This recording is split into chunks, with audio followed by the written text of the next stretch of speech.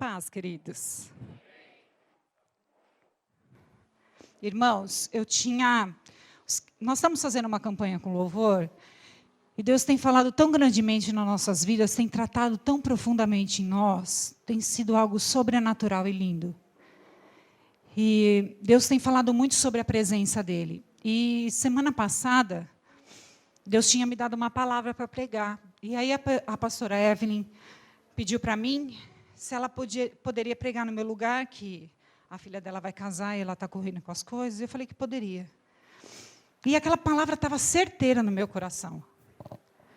Quando chegou hoje, a hora que eu fui orar, e eu venho orando a semana inteira pela palavra, eu sabia que era a palavra. Sabe assim, você está certa? Aí Deus falou, negativo, colega. É outra. Amém.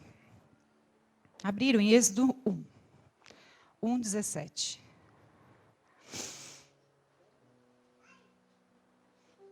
Irmãos, eu não sei vocês, mas as minhas pernas estão moles. Não é de nervoso, eu não estou nervosa. Mas eu estou sentindo tanta presença de Deus. Eu tenho certeza que Deus vai fazer algo sobrenatural neste lugar. Ele está fazendo. Pode acreditar que Ele já está fazendo.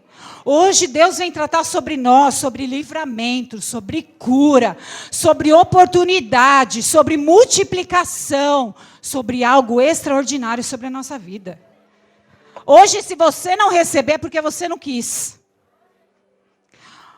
Êxodo 17:1 diz assim, porém... 1:17. Porém, as parteiras temiam a Deus e não fizeram o que o rei do Egito havia mandado. Pelo contrário, deixaram que os meninos vivessem. Vou ler de novo, tá? Porém, as parteiras temiam a Deus e não fizeram o que o rei do Egito havia mandado. Pelo contrário, deixaram que os meninos vivessem. Pode se sentar. Meu Deus.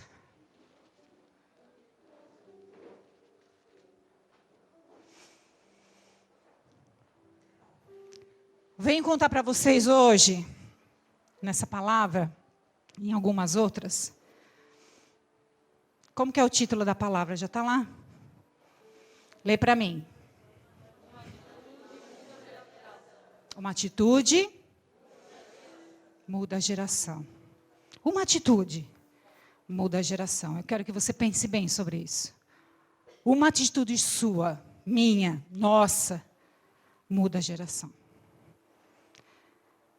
Essa história nos conta sobre duas parteiras.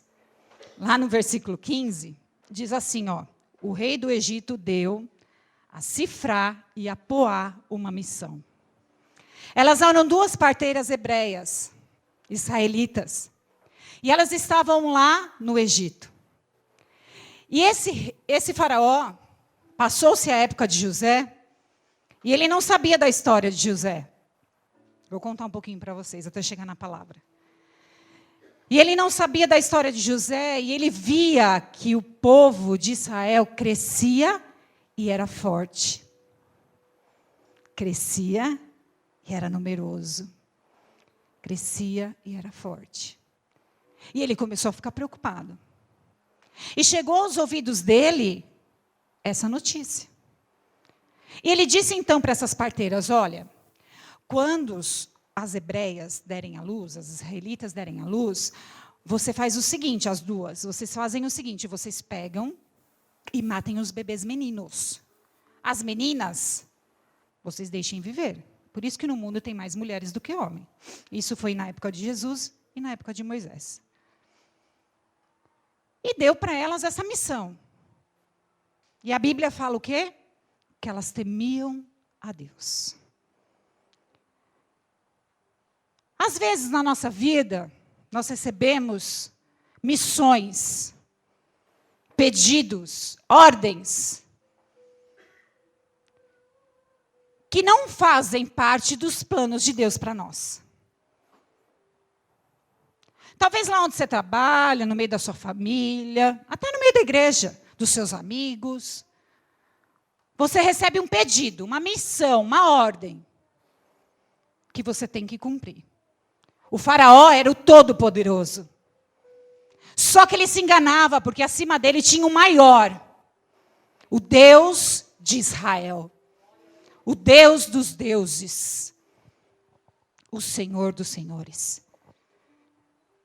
E ele tinha dado uma ordem para elas.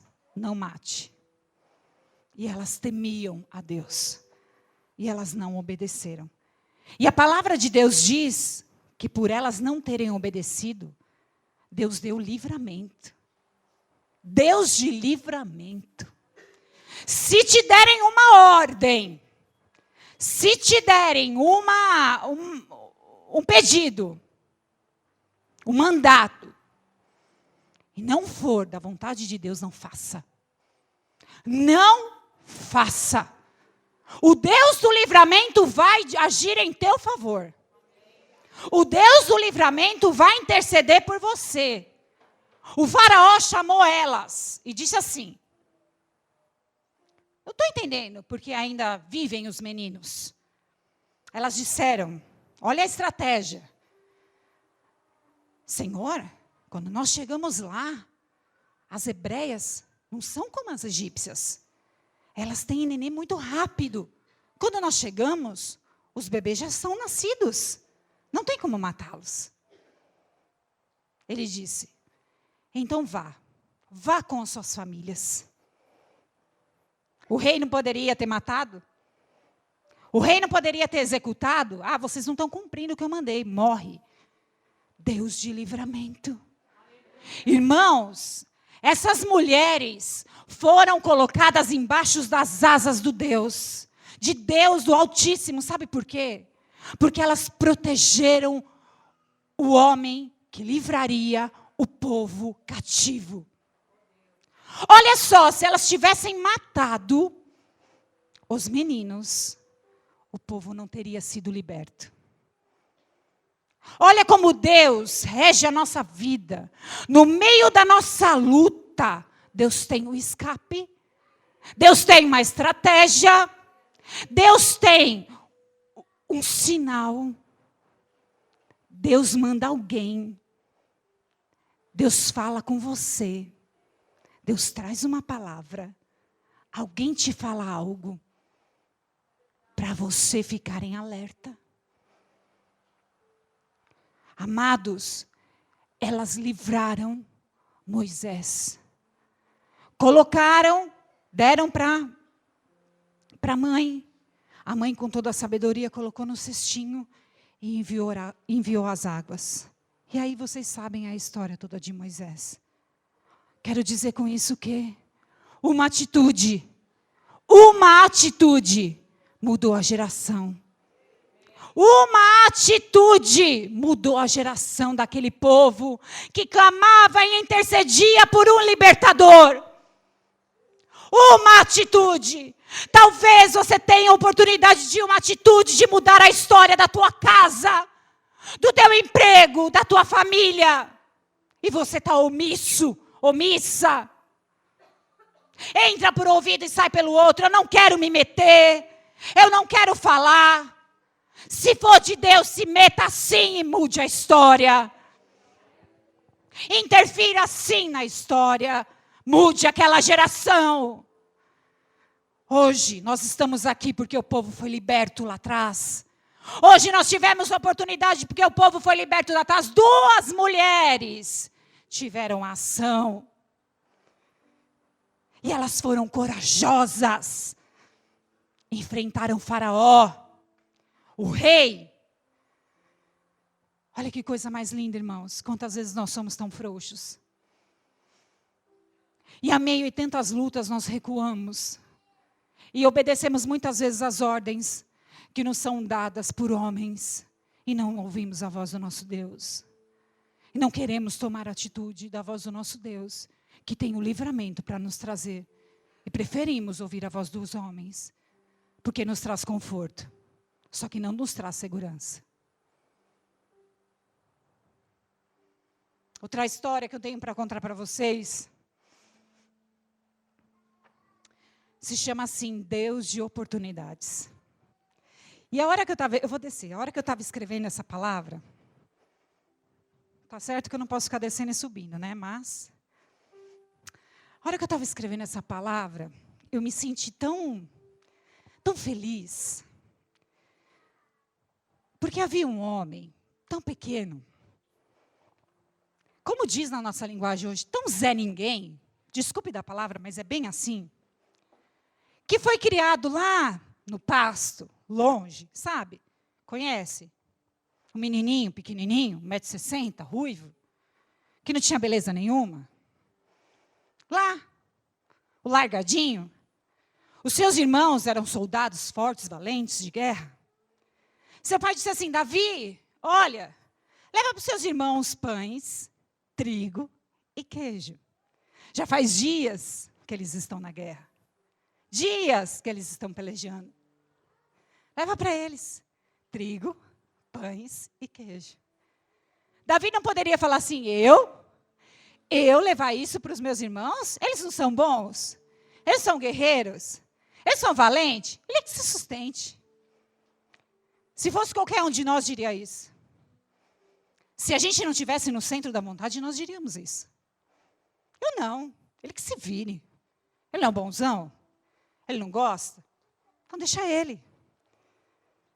Irmãos, Deus nos dá oportunidades.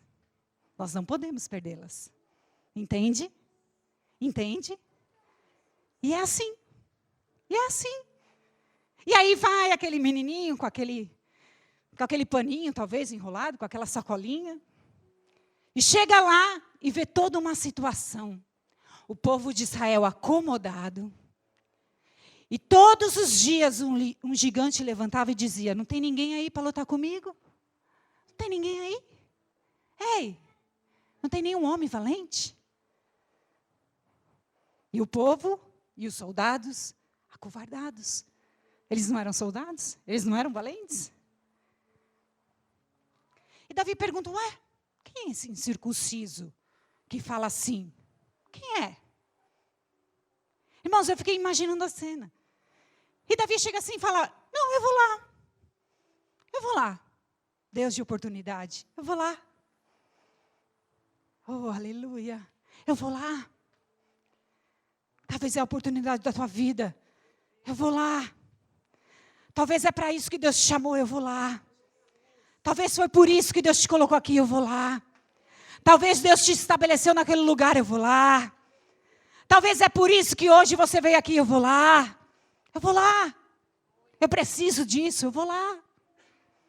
E ele foi. E o rei Saul chamou ele e falou assim, olha, vou te colocar a minha armadura. Vou te colocar a minha armadura. Irmãos, não veste nada que é de ninguém.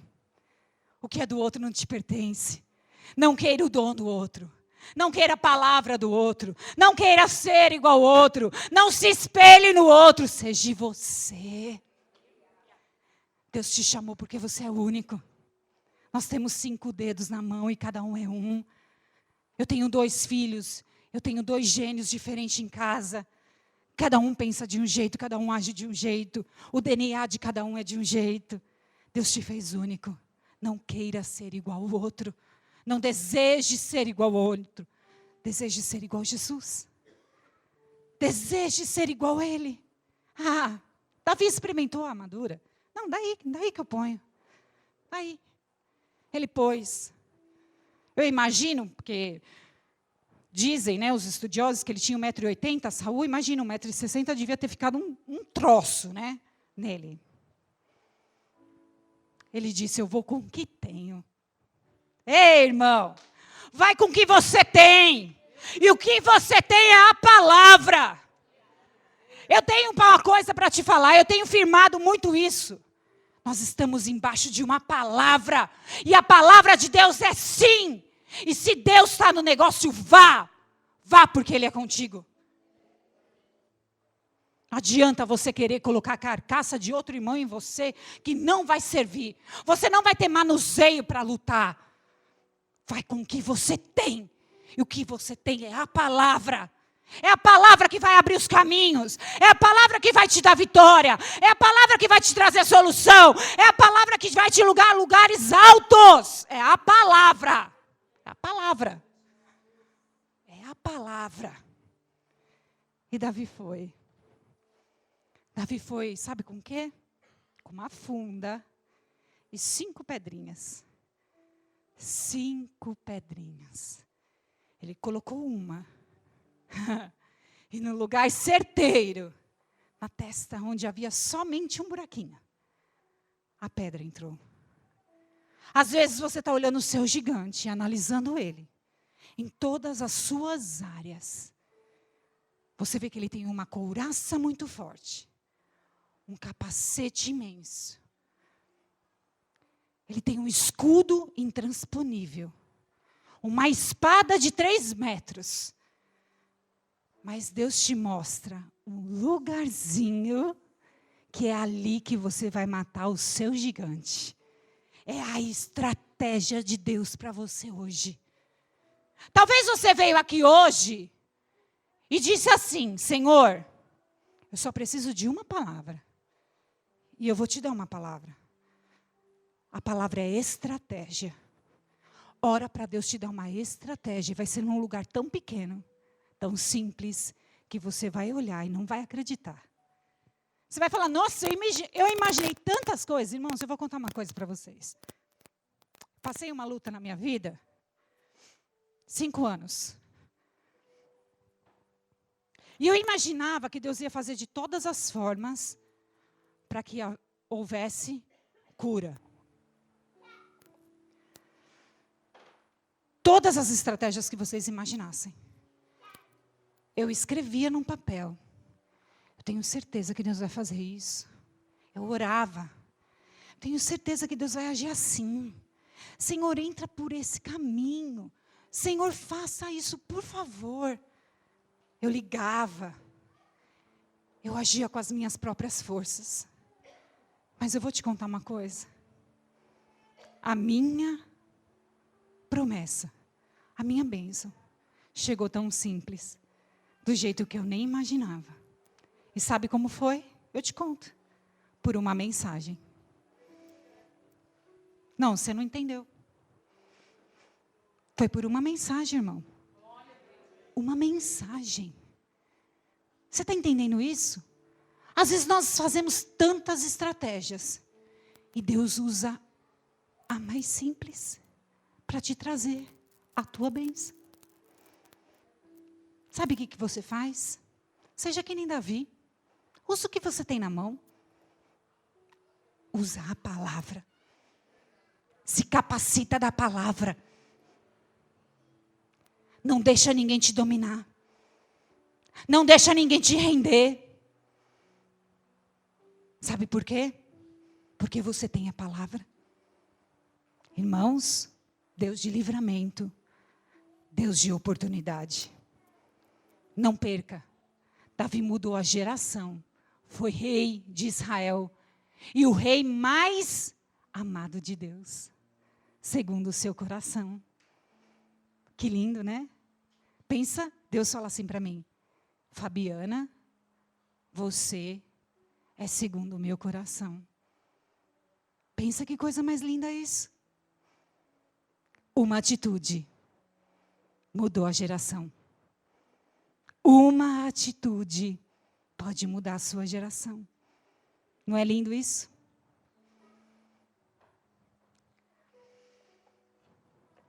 Agora eu tenho outra. E eu acho que na fase que eu estou passando hoje, é uma das mais lindas. Deus de cura. Não é cura física, não. Porque eu tenho esse problema no joelho. Ele não me impede de nada. Mas é cura. Cura. Porque não importa se a minha vida por fora está linda, se eu estou podre por dentro. Muitas vezes alguém me procura para falar e eu não tenho nada para oferecer. A Bíblia nos conta uma história de um general muito poderoso. Que você já deve ter ouvido isso. Mas eu vou te contar de novo. Ele era um general sírio. E ele foi atacar o povo de Israel e levou todos cativos. Só que existia uma menina que ele pregou para ser sua empregada. E ela foi. E quando ele chegava na sua casa, ele tirava toda a sua farda. E na sua pele tinha lepra. E a lepra até hoje é uma doença incurável. E um dia ele estava se trocando, ou tirando a sua farda, não sei. E aquela menina pôde contemplar a lepra. Talvez eu olhe para você, e muitas vezes você olhou para mim e me viu social, ou às vezes de calça jeans e camiseta, ou de vestido, ou de vestido de festa, e eu te vi muito bem arrumado. Mas só Deus conhece o nosso coração e a nossa alma. A Bíblia é clara quando ela diz: enganoso é o coração do homem, quem o conhecerá? E quantas marcas a vida nos traz? Quantas dores nós nos carregamos? Dores de infância, adolescência, frustrações, palavras que nos marcaram, que nos machucaram, que doeu. Isso nos torna feridas. E essas feridas vão nos machucando. E elas vão abrindo. E hoje a gente não entende porque é tão amargo. Porque é tão ranzinza. Porque é tão grosseiro. Porque é tão infeliz. Porque a gente tenta buscar a felicidade e não consegue. Existem feridas. E aquele homem era cheio de lepra. E como ele tinha uma posição muito grande, aquela menina disse assim para ele: vá até o profeta. O profeta pode te curar. E ele achou que quando ele chegasse ali no profeta, o profeta ia falar: ser curado. A gente pensa assim, né? Não. Deus vem na contramão e fala assim: vai se banhar no Jordão, vai lá se banhar no Tietê, vai lá, se banha lá. Ó, e não é uma vez não, tá? São 7. Irmãos, pensa um general tirar sua farda em frente aos seus homens. Pensa. Que humilhação. Às vezes a gente fala: nossa, estou sendo humilhado. Ai, que humilhação que eu estou passando. O que a Bíblia fala, irmãos? Que, irmãos? Irmãos, a humilhação serve de resultado para você. Quem é humilhado vai ser exaltado. Sabe o que você tem que fazer? Estão te humilhando? Estão te pisando? Se eu for te contar aqui o que fazem comigo, tem um livro aí. Sabe o que eu faço? Antigamente eu brigava, eu falava, eu discutia, só faltava sair na mão. Sabe o que eu faço hoje? Pergunta: pastora, o que você faz hoje? Nada. Nada. Por quê? Os humilhados.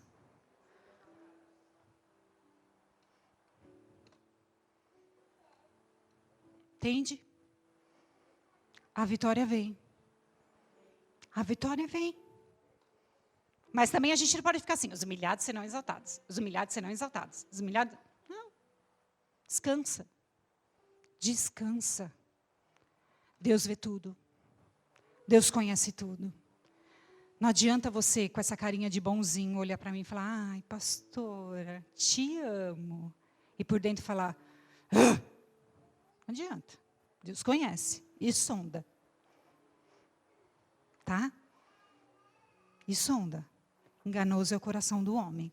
quem o conhecerá? Posso falar uma coisa para você? Eu te amo, sem reservas. Se você achar que é mentira, é um problema seu. Mas eu te falo, eu te amo sem reservas. Sem reservas. Não tem por que eu não te amar. Eu te amo sem reservas. Aquele homem teve que se humilhar para Deus mostrar que ele era Deus. Para Deus mostrar que só o Deus de Israel tinha o milagre. Ei, Deus de milagre.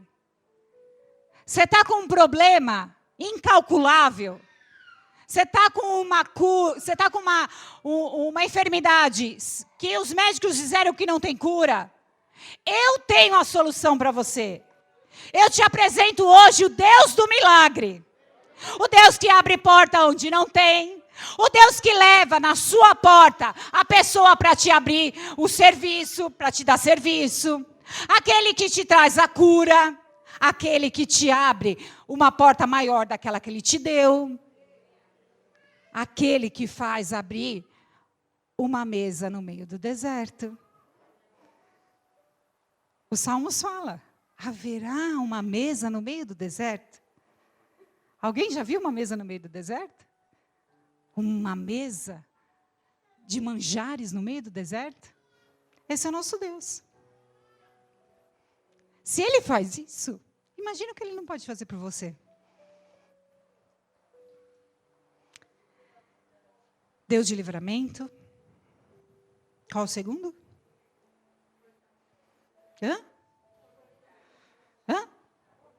Oportunidade. Deus de cura. E a quarta? Deus de multiplicação.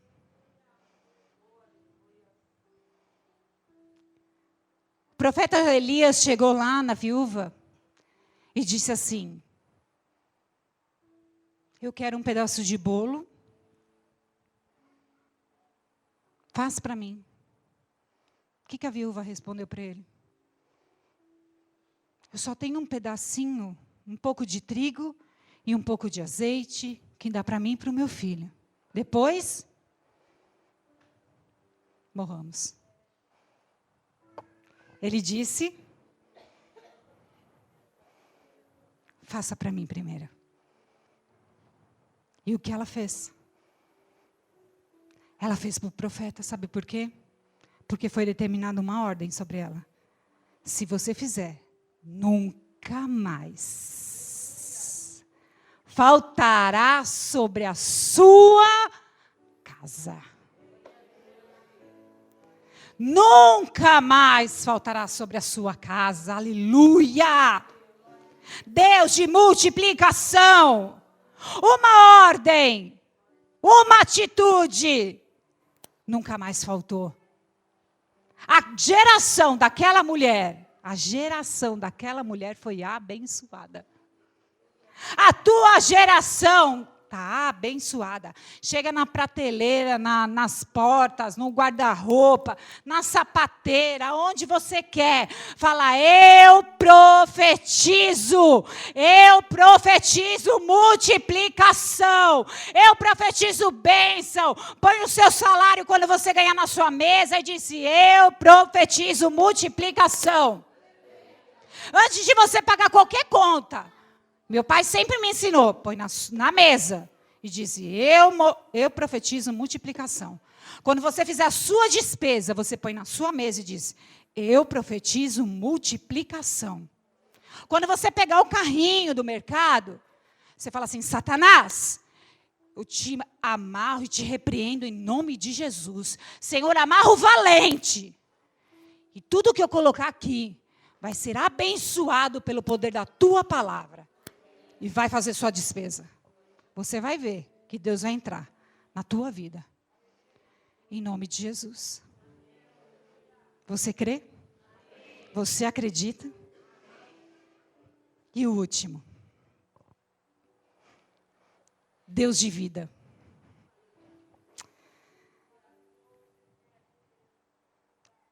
Essa palavra é tão forte. Deus de vida. Irmãos, o povo de Israel diz a palavra que lá em Malaquias, até Mateus, o povo ficou 430 anos sem ouvir a voz de Deus. Imagina isso, que triste. Uma geração sem ouvir a voz de Deus, pastora. Você imagina que às vezes a gente fica, sei lá, um mês, não sei, uma semana, a gente já entra em desespero. Imagina, Rose, 430 anos sem ouvir Deus. Sabe por quê? Rebeldia, idolatria, mentira, pecados. Deus se afastou do povo. E aí chegou uma nova geração em Mateus, que aí veio João. E aí Deus olhou para a terra e disse, chegou a hora. Ei, filho, chegou a hora. Vai lá, porque você tem uma missão. Eu quero que você abra comigo em Isaías.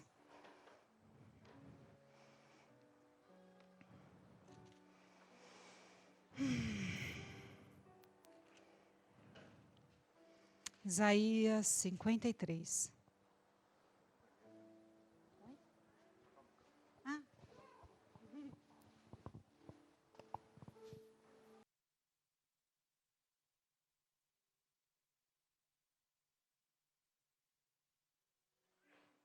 Aleluia.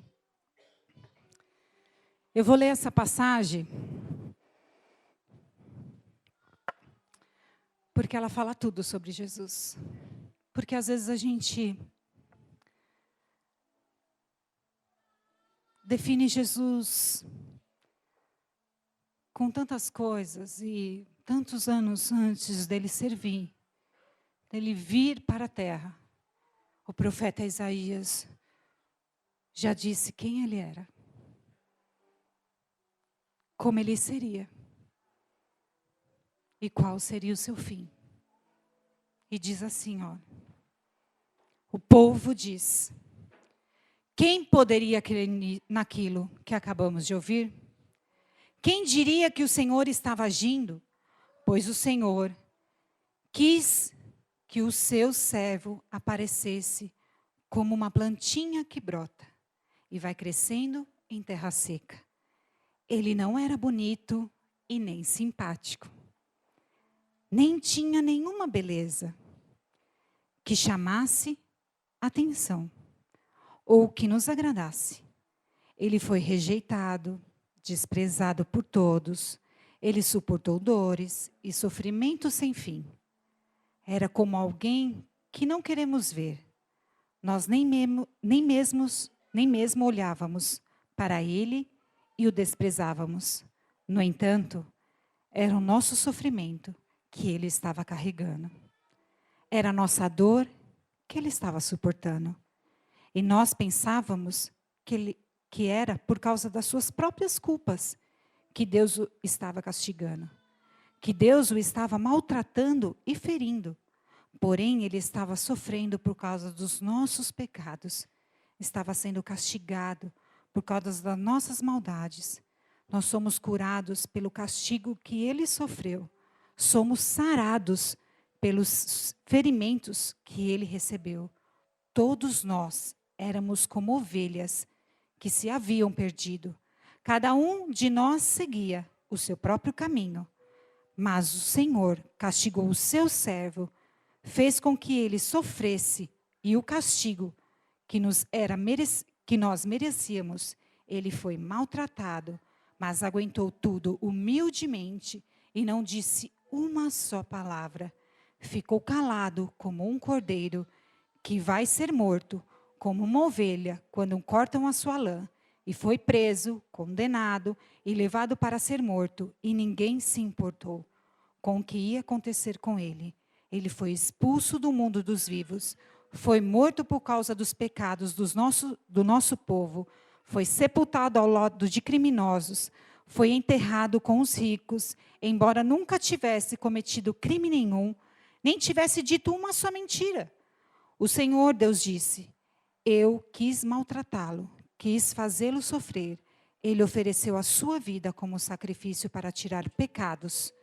E por isso terá uma vida longa e verá os seus descendentes e fará com que o meu plano dê certo. Deus de vida. O plano dele deu certo. Quem é o plano dele? Eu sou o plano dele. Você é plano dele? Você é plano dele? Você nasceu no coração dele? Ele viveu aqui nessa terra em sacrifício e em favor de nós. Olha que lindo. Aonde ele passava tinha livramento. Aonde ele passava tinha cura. Aonde ele passava tinha amor. Aonde ele passava, vidas eram transformadas. Aonde ele passava, vidas eram renovadas. Eram abertas cadeias. Vidas eram ressuscitadas. E hoje, você e eu temos a oportunidade de tê-los aqui, ó. Eu posso te dizer uma coisa? Bem especial. Posso profetizar sobre a sua vida? Haverá um bom futuro para nós. Você crê?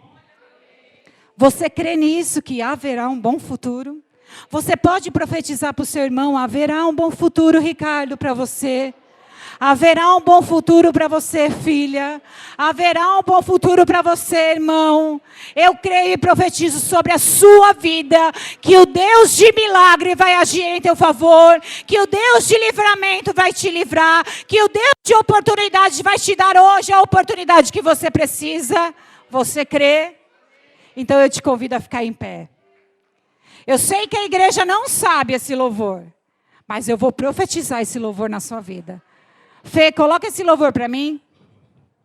Esse louvor diz assim: eu sei que haverá um bom futuro.